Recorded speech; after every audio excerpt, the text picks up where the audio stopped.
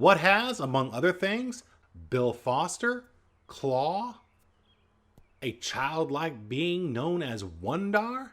Well, it's none other than the Marvel 2-in-1 classic, the Pegasus Project. Yeah, maybe that wasn't a tough quiz, but hey, it's what it was, and we're going to talk about it.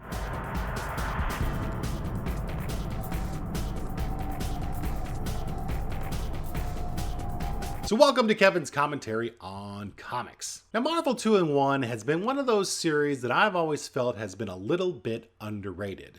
Now, on the theme of Marvel Team Up, where Spider-Man teamed up with a hero or heroes each month, Marvel 2-in-1 was the same thing, but it featured the Thing and some other hero or heroes. It premiered in January 1974 and ran through June of 1983 for a respectable 100-issue run. Now, a lot of newer readers to comics today may wonder, well, why would the Thing, who's kind of a second-rate character these days, be featured in its own monthly comic? And actually, that makes me just a little bit sad.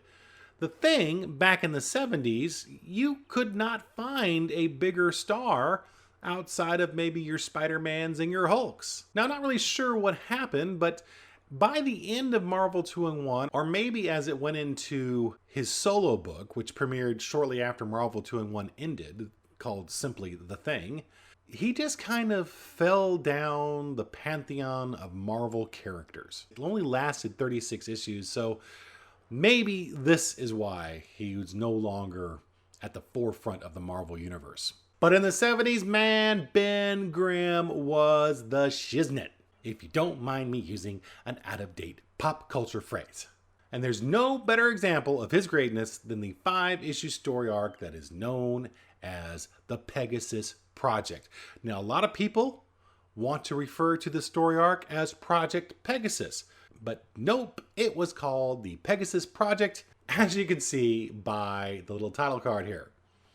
Project Pegasus is where it took place, but the story was called the Pegasus Project. Huh? Little clearing up, little housekeeping early on in the show. Now, up front here, I just want to say I remember this story being fantastic when I first read it, and I think I read it a few times, even after the original reading.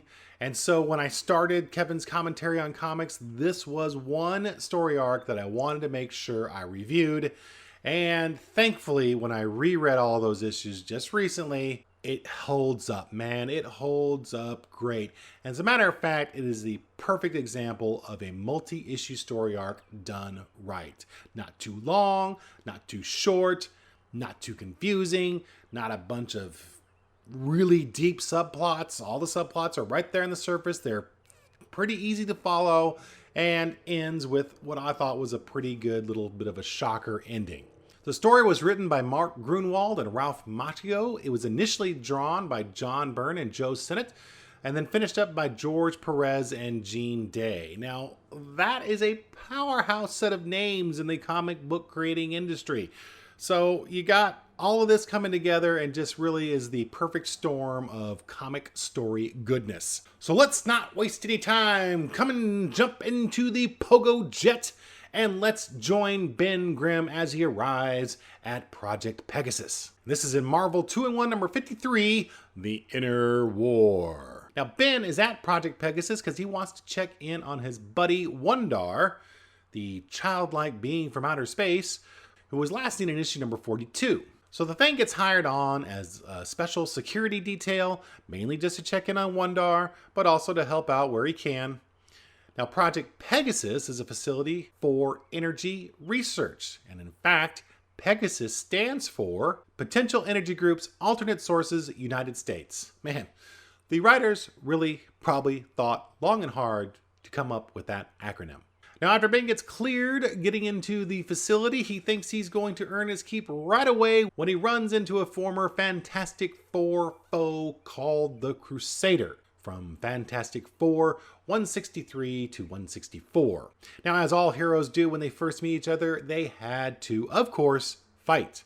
The battle was very short-lived, however, as the Thing realized maybe he jumped off the handle, and Quasar, who is indeed who this was, it was not Crusader, it was Quasar, who apparently looks a lot like Crusader, which is weird, but whatever. It is Wendell Vaughn, known now as Quasar, and is the holder of the quantum bands.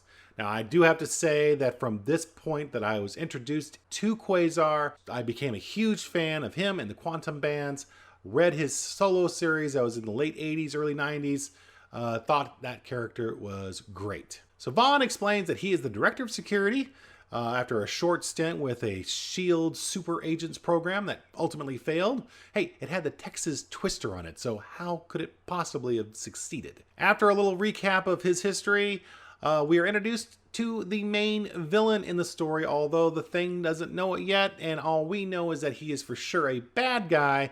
We just don't know to what extent. This is, of course, Dr. Tom Leitner, who appeared in previous issue of Marvel 2-in-1. That's why the Thing knew him.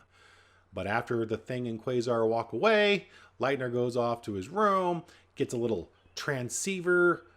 video transceiver thing, and talks to a mysterious man in shadows, letting them know that the Thing was there. So, without a doubt, these are the bad guys. Now we cut to Thundra, of all people, who again was also probably had a small reoccurring role, not only in the Marvel 2-in-1, but in the Fantastic Four. Now she happens to help out a wrestling promoter who immediately sees that, hey, this could be money for me, and hires her on as a wrestler. Back to the Pegasus Project. Quasar is giving Ben a tour of the compound, and Ben goes to visit his friend Wondar, who is basically curled up in a fetal position, not conscious, kind of sad. It's actually these scenes where you see him just kind of curled up like this. You have a little bit of emotion going on here, which again, great comic telling if you can get that across, not only in the word dialogues, but also in the pictures. So Wondar was part of an experiment to see if he could absorb the energies of the cosmic cube, which he did, but it overloaded him, and thus his mind shut down and was basically in the state he is in now. Although, even though he is unconscious, everything around him loses its power, including lights, machinery, even the Thing's strength. Meanwhile, Leitner takes out some security guards to allow a mysterious ally entry into Project Pegasus. Now, who is this ally? Well, Ben finds out soon enough as he goes searching for a poker game and runs into none other than Deathlock. Dun dun dun! So, let's stop here. We'll go into part 2 of the Pegasus Project storyline next week. Did you read this storyline? Did you like it? What'd you think about Quasar? Again, a big favorite of mine from his start to his series. What were your thoughts on Quasar? What'd you think of this first issue of the Pegasus Project? We're going to get into the next issue, which features, it's not really much of a spoiler, Deathlock. So it's a Marvel 2-in-1 with the Thing and Deathlock, although Deathlock's kind of the villain in this one. Leave a comment below about what you think about this story so far, and I will talk to you next week. Later.